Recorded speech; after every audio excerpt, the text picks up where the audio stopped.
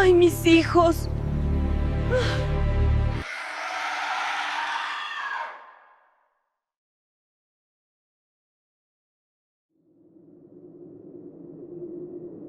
Esto me lo contó mi abuelo Carlos hace bastante tiempo, pero nunca he podido olvidarlo, y eso que ya pasaron varios años.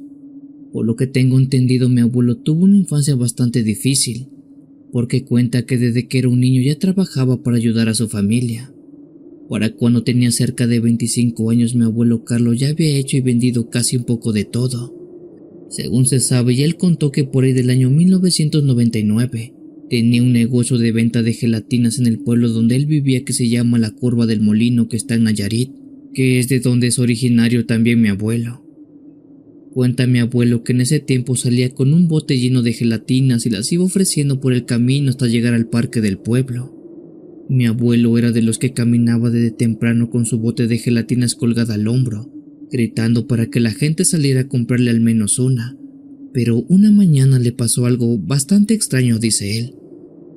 Cuenta que esa mañana en particular todo parecía muy normal, hasta que le tocó pasar por el camino que va pegado al río. Un camino que no tiene muchas casas ni gente, pero era un atajo para llegar al centro del pueblo donde había mucho más venta. Mi abuelo dice que él estaba pasando a orilla del río cuando vio a dos niños sentados en la banqueta. Ambos estaban quietos, como esperando que pasara alguien. A él no se le hizo nada raro en un principio, porque en ese pueblo siempre hay niños jugando sentados por ahí viendo a ver qué hacen. Pero conforme se fue acercando empezó a notar algo que era bastante extraño, y esa extraña comunidad era el color de piel de esos niños. Cuando estuvo lo suficientemente cerca, ya no tuvo ninguna duda. Esos niños no eran como los demás del pueblo, pues estos, según recuerda, tenían la piel de color verde. Pero no un verde brillante, ni un verde enfermizo, era un verde oscuro, un verde militar como muchos le llaman. Pero esto estaba en todo el cuerpo de los niños, tal cual como si hubieran nacido con aquel tipo de pigmentación.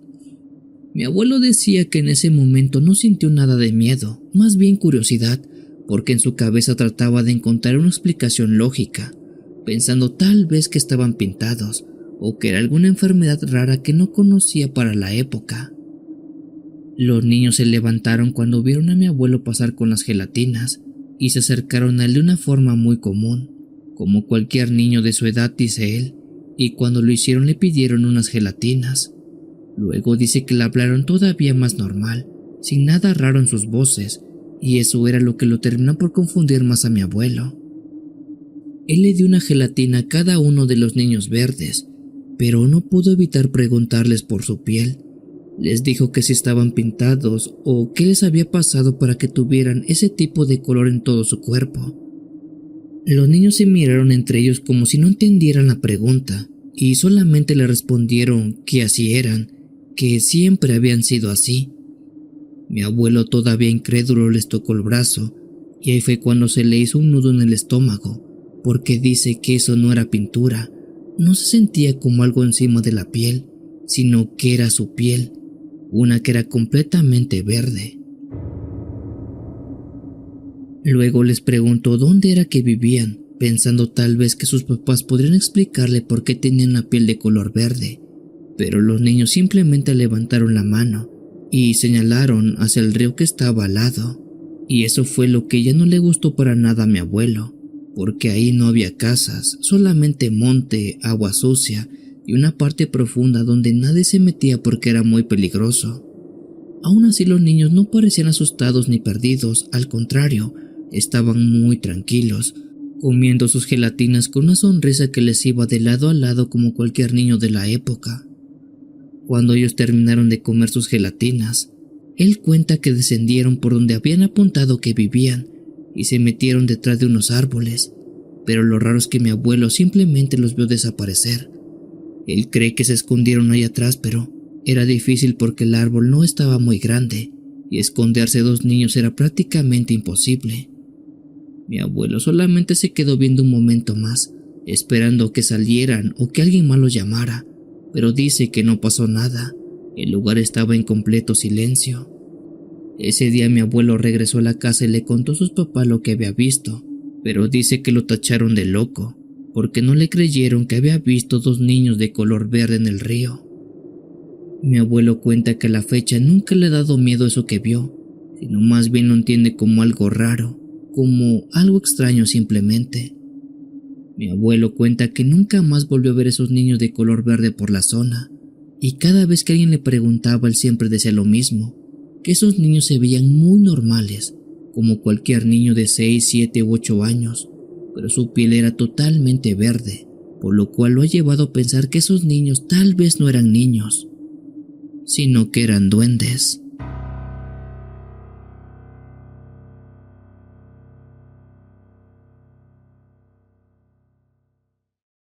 Familia CH, les recuerdo que tenemos videos nuevos todos los días y en vivo todas las noches de los días miércoles y sábados. Te esperamos para que nos cuentes tu historia. Continuamos.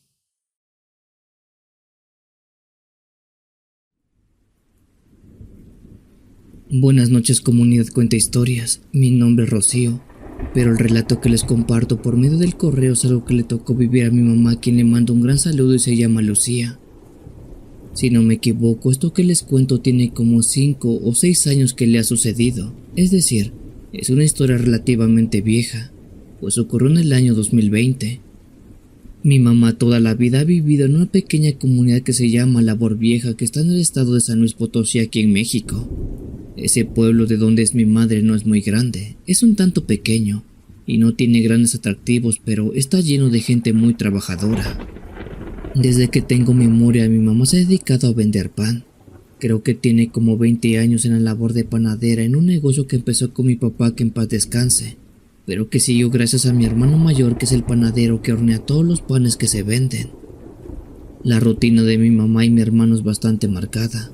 Ellos desde temprano por la mañana se levantan para preparar la masa, prender el horno de leña, y para la tarde tienen listas las canastas con conchas, cuernitos, polvorones, lo básico que la gente del pueblo ya espera casi a diario. Mi mamá sale como eso de las 5 o 6 de la tarde, ya casi entrada la noche, dependiendo de la temporada, para repartir el pan. Mi mamá es bastante conocida en el pueblo, pues ella se coloca su rebozo y su canasto para ir recorriendo las casas de los clientes que siempre o casi siempre ya esperan para que le reparta el pan recién horneado. Pero en una ocasión pasó algo muy extraño, algo muy diferente para ella, pues cuenta que se enfermó fuertemente, le dio calentura y un dolor de cuerpo que no lo dejaba ni siquiera levantarse, así que nos salió a vender pan en prácticamente 6 o 7 días, una semana completa. Ella estaba preocupada porque el pan nada más iba a quedar ahí, pero mi hermano le decía que primero estaba su salud, que ya después verían qué pasaba con el pan. Cuando por fin se sintió mucho mejor, ese día en la tarde se alistó como si nada hubiera pasado. Se acomodó su canasta y fue a vender el pan como de costumbre, que seguramente ya le estaban esperando, pues seguramente después de una semana muchos preguntaban qué había pasado con la panadera del pueblo. Mi mamá siempre ha seguido la misma ruta, cuenta, y una de las paradas era la casa de don Miguel, un señor ya grande, como de unos 80 años más o menos, que vivía solo en una casita vieja al fondo de una calle que casi nadie transitaba mucho. Él era de esos clientes que nunca faltaban. Siempre le compraba 2 piezas de pan y se quedaba platicando un rato con ella, más que nada porque estaba solo. Según lo que me contó mi madre tiempo después, cuando llegó a la casa de don Miguel era un poco tarde, pero tocó como siempre. 1, 2 y después 3 veces, pero nadie respondió al llamado. Eso ya se le hizo raro porque don Miguel casi siempre salía de inmediato. Era como si estuviera esperando el pan a la hora. Dice que estuvo a punto de irse, que incluso ya había dado media vuelta, cuando escuchó el ruido de la puerta abriéndose muy despacio. Don Miguel salió así como siempre, caminando lento, con su suéter viejo y su voz tranquila. El hombre la saludó muy normal, le pidió disculpas por tardar en abrir la puerta. Mi mamá me dijo que en ese momento sintió algo extraño. Dice que no es miedo, pero sí como una sensación de nostalgia que no sabe muy bien cómo explicar, pero era como cuando dejas de ver a un buen amigo por años y luego te lo encuentras. Ellos empezaron a platicar a la brevedad. Él le preguntó por qué no había pasado una semana a vender pan, y ella le contó que había estado enferma, que por eso no pudo salir a vender el pan que tanto le compraba la gente. Él asintió como comprendiendo el asunto y siguieron platicando como cualquier otro día.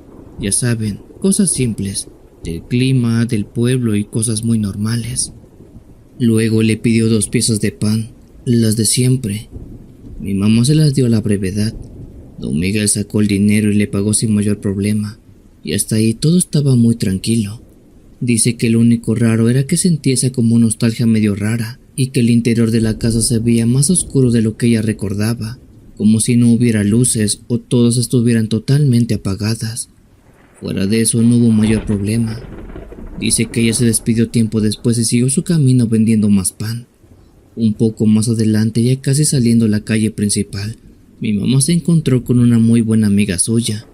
Ya saben, de esas que siempre están enteradas de todo lo que pasa en el pueblo. Las dos casi al momento se pusieron a platicar como siempre, intercambiando chismes, riendo un poco, hasta que su amiga le dijo algo que la dejó totalmente helada. Le comentó que qué lástima lo de Don Miguel, y que sí se había enterado porque ellos se llevaban muy bien. Mi mamá no sabía a qué se refería, y le preguntó qué pasó con Don Miguel. Su amiga le dijo que él había fallecido hace unos cuantos días. Mi mamá, según me dijo, soltó una risa nerviosa y le dijo que no dijera cosas, que ella acababa de verlo hace un rato, que incluso le había comprado unos panes como siempre.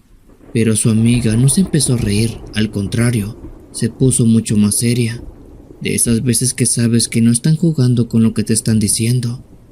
Le dijo que eso era imposible, que a Don Miguel lo habían encontrado muerto hace 5 días, que incluso ya lo habían enterrado hace 2, y que en la casa de su hijo mayor que está en el centro del pueblo, ya estaban haciendo su novenario. Mi mamá sintió que se le bajaba la sangre del cuerpo. Dice que en ese momento se le fue el calor total, y le empezó a dar un frío que no era para nada normal ni mucho menos del clima. Trató de negar lo que había escuchado, pero su amiga insistía en que todo era correcto. Incluso también le dio detalles, nombres, y le dijo quiénes habían acudido al entierro. Cuando mi mamá regresó a la casa después de vender su pan se veía bastante pálida, pues cuenta que después de escuchar a su amiga, fue a tocar a la casa de Don Miguel nuevamente, con quien hace poco había hablado y le había vendido su pan. Pero cuenta que estuvo tocando por largo rato, pero nadie le abrió la puerta. Y como se quedó con la duda, pasó al centro para ver la casa de su hijo. Y sí, así como su amiga le había dicho, en ella se estaba llevando el novenario de la muerte de Don Miguel. Incluso ya prestando atención, dice que la casa de Don Miguel tenía un moño negro en la puerta, y ese solamente se coloca cuando alguien fallece. A mi mamá hasta el día de hoy le cuesta pensar que habló con un muerto, porque ella jura que le vendió sus panes, que habló con ese señor Miguel, y que lo vio muy normal, incluso muy tranquilo. A los días ella fue al novenario del señor, pero nunca contó a la familia de Don Miguel lo que ella había visto y experimentado, más que nada por respeto a la familia, ya que hay quienes se pueden molestar al pensar que le están faltando respeto a la memoria del difunto, o bien que se están burlando de dolor ajeno. Pero ella jura que sí vio ese hombre, y yo le creo, porque mi madre no miente. Mi mamá dice que ella no siente miedo al día de hoy, siente nostalgia, pues era como si Don Miguel se hubiera despedido de ella en aquel momento. Ahora cuando reparte su pan sigue pasando por la misma casa de aquel señor Miguel, y aunque no ha visto nada extraño en ella, luego dice que hace una pequeña oración o se persina como signo de respeto y de cariño por todo lo bueno que era ese hombre Don Miguel, y que hasta el día de hoy le sigue teniendo gran aprecio.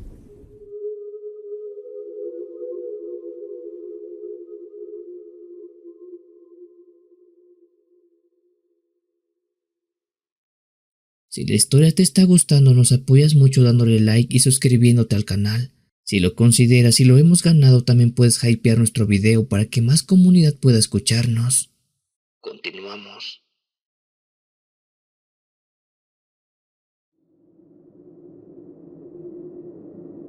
Muy buenas noches, Memo. Mi nombre es Mario Alberto y este relato es una experiencia propia. Espero que cuando la escuchen no me tiren de loco porque sí pasó en realidad. Y pasó como se las voy a compartir en este momento. Yo toda mi vida he vivido en un pequeño poblado que está a las orillas de Oaxaca que se llama San Pedro Ixtlahuaca. El lugar por donde vivo está tirándole un poquito más a la parte donde empiezan los caminos de tierra y el monte ya se siente bastante cerca, es decir, está un poco lejos del centro del pueblo. Desde hace años me dedico a vender elotes por las noches junto a mi esposa Lorena. Siempre ambos vamos empujando el carrito de elotes, junto con su anafre bien prendido para que siempre estén calientitos, y con ese olor a carbón y esquites que se va regando por toda la calle.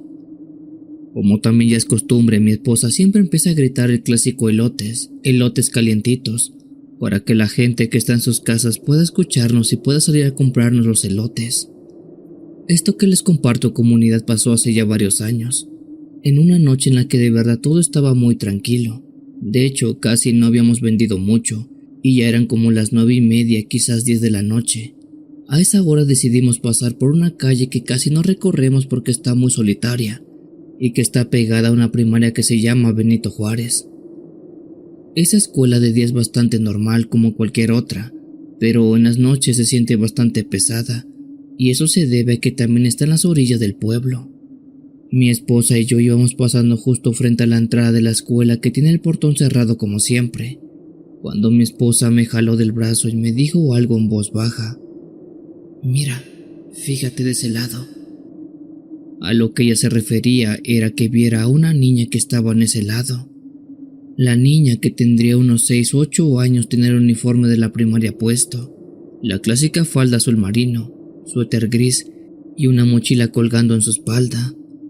Ella estaba parada justamente enfrente al portón de la escuela, tal cual como si estuviera esperando a alguien, pero a esa hora no tenía sentido. La escuela cierra como a las 3 de la tarde y ya no hay nadie ahí por la noche, ni siquiera veladores. Me acerqué despacio con el carrito de elotes tratando de no asustarla y le preguntamos qué hacía tan noche a esas horas, si es que estaba perdida o esperaba a alguien. La niña volteó a verme muy tranquila, demasiado tranquila para la situación que estaba viviendo, y me dijo que estaba esperando a su papá, que él iba a venir por ella en cualquier momento. Eso nos sacó mucho de onda, la verdad, pero tampoco quise espantarla, así que le dije que estaba bien, que podíamos esperarla junto a ella, ya que no era bueno que estuviera sola enfrente de la escuela y más en esa calle tan solitaria. Mi esposa incluso le preparó un elote, uno bien calientito con mayonesa, queso y chilito del que no pica, y se lo dio con una sonrisa tratando de hacerla sentir un poco más en confianza. Mientras esperábamos le preguntamos por su nombre. Nos dijo uno claro, pero no lo recuerdo bien ahora. Creo que era Mariana o Mariela, algo así si no me equivoco, pues como que se me borró de la mente su nombre. Y también nos dijo que vivía cerca de la escuela, señalando hacia una calle que estaba aún todavía más oscura que en donde estábamos. Todo parecía bastante normal, comunidad, pero también había algo raro en aquella situación, algo que no cuadraba del todo, y eso era que cuando estábamos viendo a la niña, ella prácticamente no parpadeaba, y tampoco se movía mucho. De ese modo pasaron unos minutos, no sabré decir cuántos exactamente, pero empezamos a sentir un frío bastante extraño, de esos que no vienen del aire sino como de adentro, como si el cuerpo te pusiera alerta por algo que está a punto de pasar en cualquier momento. Yo estaba a punto de decirle a mi esposa que mejor lleváramos a la niña a su casa o que buscáramos ayuda, cuando se escuchó un pequeño golpe, uno seco, leve, justo enfrente de nosotros. Volteé de inmediato y vi el elote en el suelo, rodando despacio, pero la niña ya no estaba. Era como si ella hubiera desaparecido así nada más, de la nada, y hubiera soltado su elote al cual ni siquiera le pudo dar una mordida. Mi esposa empezó a decir su nombre en voz alta llamándola, a la vez que mirábamos a todo alrededor. Yo me moví rápido hacia los lados, buscando entre la oscuridad, incluso detrás del carrito de elotes, viendo también hacia el portón de la escuela, pero ahí no había nadie. Y lo más raro de todo era que no había forma que ella se hubiera ido sin que nos diéramos cuenta, pues la calle estaba totalmente vacía. No había carros, no había gente, sin nada donde poder esconderse. Fue en ese momento cuando el frío se puso más intenso, un frío que nos caló hasta los huesos, de esos que sabes que no es por el clima, sino porque te acaban de espantar. Nos quedamos en silencio unos segundos sin saber qué hacer hasta que mi esposa mejor nos dijo que nos fuéramos. Y yo no lo dudé en un solo segundo. Agarré el carrito y empezamos a caminar lo más rápido que podíamos, sin voltear atrás, sintiendo como si algo todavía nos estuviera viendo desde la oscuridad de la escuela. Esa noche no vendimos nada más. Nos regresamos derechito a la casa porque seguramente nos habían espantado, y desde entonces nunca más volvimos a pasar por aquella calle, mucho menos nos paramos cerca de la primaria porque con el tiempo nos enteramos que por ahí espantan, y creo que es cierto, porque esa vez sí vimos a una niña fantasma.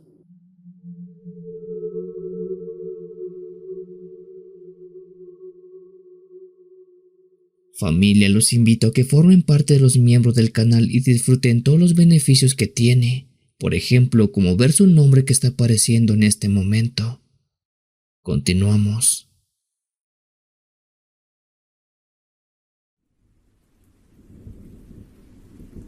Hola comunidad, esta es la primera vez que mando una historia y lo hago porque sé que Memo vive en Puebla.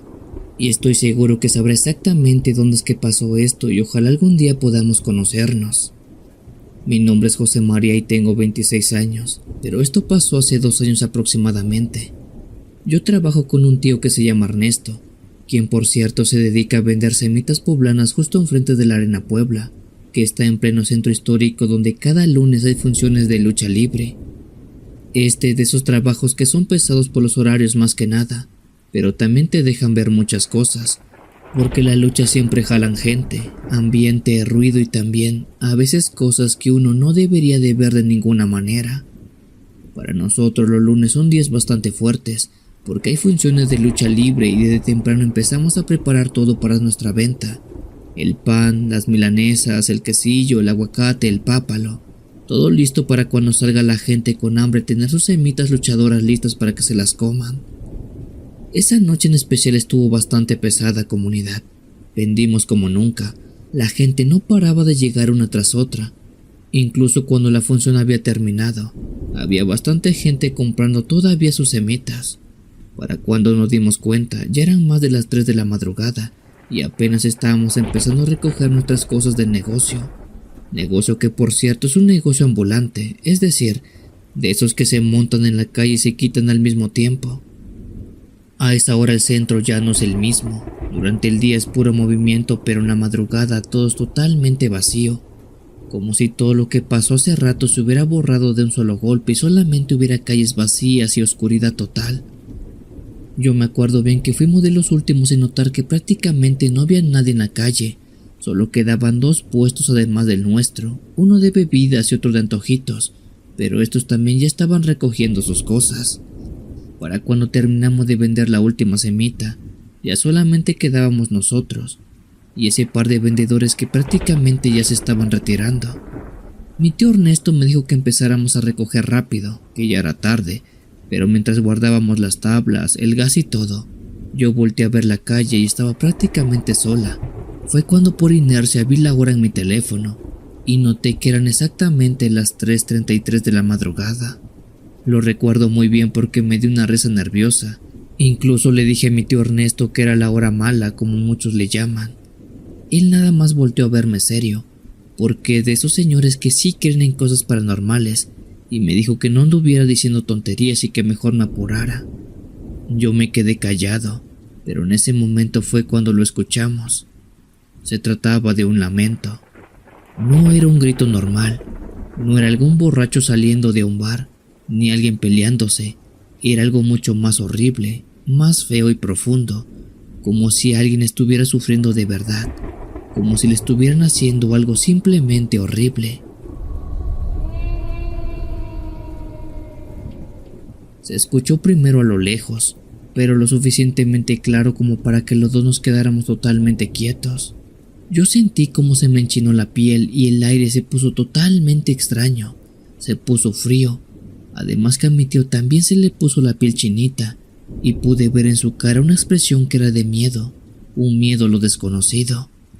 Nos quedamos en silencio por un momento, tratando de ubicar de dónde era que habíamos escuchado aquel lamento, pero simplemente no podíamos identificarlo. Era como si el sonido rebotara entre las calles y el lamento estuviera en todas partes. El lamento se volvió a escuchar en ese instante, esta vez mucho más fuerte, más largo, y te juro que me hizo apretar los dientes. Yo traté de romper la tensión y le dije a mi tío Ernesto en forma de broma, que seguramente era la Llorona. Pero cuando dije eso, él me regañó en seco. Me dijo que con esas cosas no se juegan, que no anduviera invocando nada y menos a esa hora. Creo que mi tío tenía toda la razón del mundo, porque creo que terminé invocando a la misma Llorona. Y eso lo menciono porque justo en ese momento, de la nada, sin que la viéramos llegar, apareció una mujer parada en la banqueta que estaba enfrente a nosotros. Ella venía caminando por esa banqueta bastante despacio, como si no le importara nada. Pero lo más extraño es cómo vestía esa rara mujer, pues recuerdo perfectamente que vestía completamente de blanco. Pero no era un vestido cualquiera, era un vestido de novia. Su vestido era completamente largo, sucio por la parte de abajo como si estuviera arrastrándose desde hace bastante tiempo. También recuerdo que tenía un velo que le cubría toda la cara y no permitía que se le viera nada. Además que en las manos sostenía un ramo de flores. Lo curioso era que las flores estaban totalmente marchitas, secas e incluso podridas, pero al mismo tiempo olía como a flores frescas. Tenía un aroma fuerte, demasiado fuerte para ser un simple ramo de flores. Yo me quedé totalmente paralizado sin poder moverme como unidad. De hecho, ni siquiera pude hablar, solo estaba viendo cómo esa mujer caminaba por la banqueta de enfrente. Mi tío Ernesto también se quedó petrificado sin decir nada. Los dos nos quedamos congelados, pues enfrente de nosotros estaba pasando algo que no tenía explicación alguna. Ambos veíamos cómo esa mujer pasaba frente a nosotros, sin voltear, sin detenerse, pero soltando ese mismo lamento que habíamos escuchado en un principio, ese horrible sonido que nos había helado desde antes, aquel quejido tan espantoso de la mentada Llorona. Aunado a eso, en ese mismo instante, todos los perros de las casas cercanas empezaron a ladrar de manera inmediata, pero no era un ladrido normal como unidad, era un ladrido muy desesperado, agresivo, como si también estuvieran viendo lo mismo que nosotros estábamos viendo en ese momento. La Llorona siguió caminando muy lento, arrastrando su vestido un poco más, a la vez que ese aroma a flores se volvía cada vez más intenso, y ese lamento no paraba en ningún momento de escucharse. Y así fue hasta que poco a poco, y sin más, aquella mujer terminó por desaparecer. Yo lo recuerdo muy bien y mi tío también. Vimos cómo ella desapareció, pero nunca se metió en ninguna casa, no dobló en ninguna esquina. Simplemente cuando nos dimos cuenta ya no estaba. Yo fui el primero en reaccionar, o más bien en querer reaccionar, porque el cuerpo todavía no me respondía del todo. Mi tío Ernesto empezó a guardar todo más rápido. Me dijo que nos diéramos prisa porque teníamos que irnos de ese lugar de una buena vez, porque sin duda habíamos visto a la Llorona. Y ninguno quiso decir nada en ese momento porque sabíamos que podía volver a aparecer, y eso podría ser bastante fatídico. Así que mejor apresuramos y guardamos todo lo loco y nos fuimos directito a la casa. Esa noche nos fuimos sin decir una sola palabra en todo el camino, pero ya estando en la casa hasta nos pusimos a bromear diciendo que no estaba nada mal la Llorona, que sí estaba medio sabrosona, pero eso lo decíamos porque ya estábamos con más gente y también donde había más luz, porque en el momento en que vimos a la Llorona, les juro que de puro milagro no nos hicimos del baño. Ojalá un día pueda darte una vuelta por las luchas, Memo, y te puedo decir exactamente dónde fue que vimos a la Llorona. Comunidad, buenas noches, que viva la lucha libre y que vivan las semitas poblanas y también la Llorona.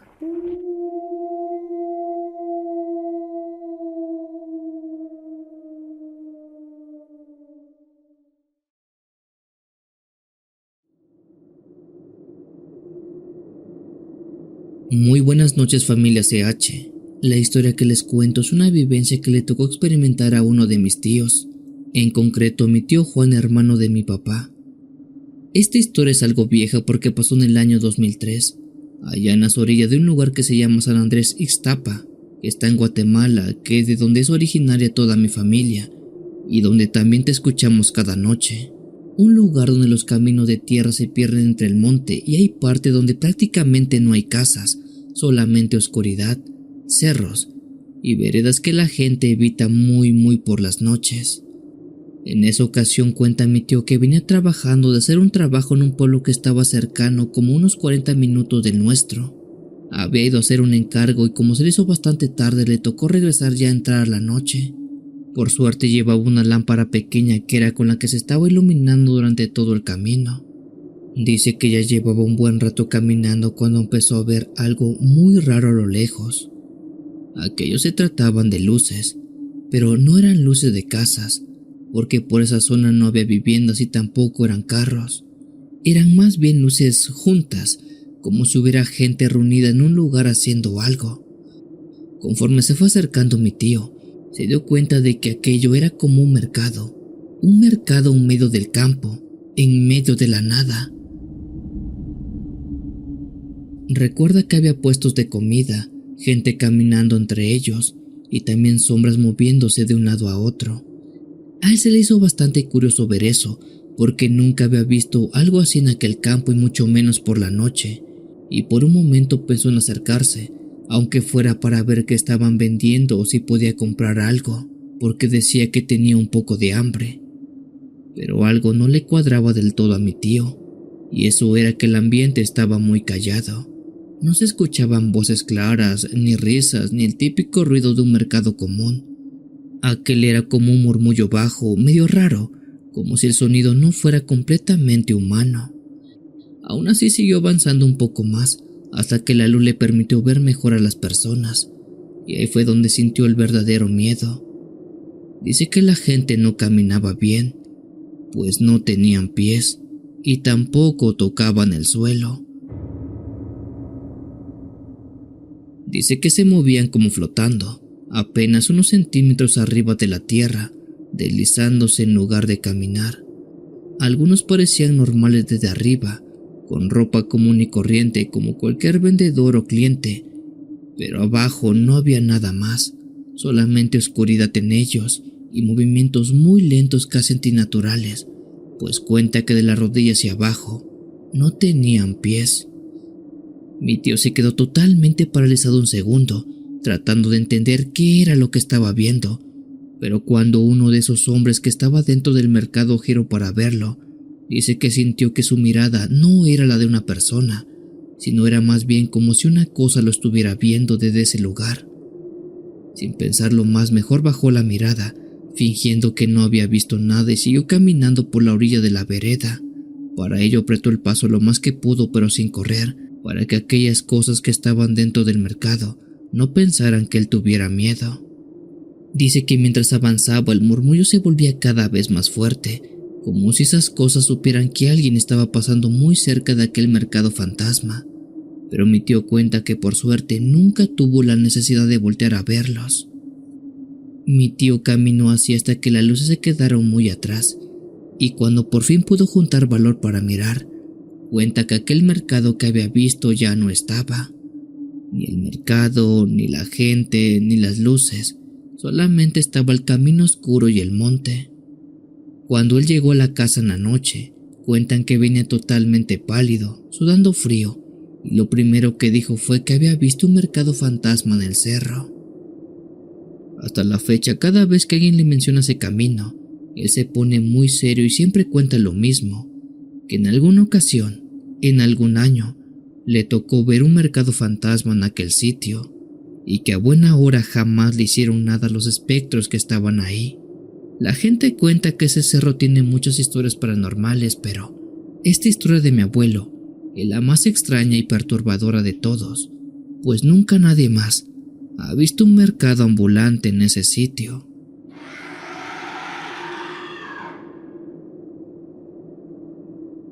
Si tienes alguna historia que desees compartir con esta agradable comunidad, te invito a enviarla, ya sea por correo o la página de Facebook.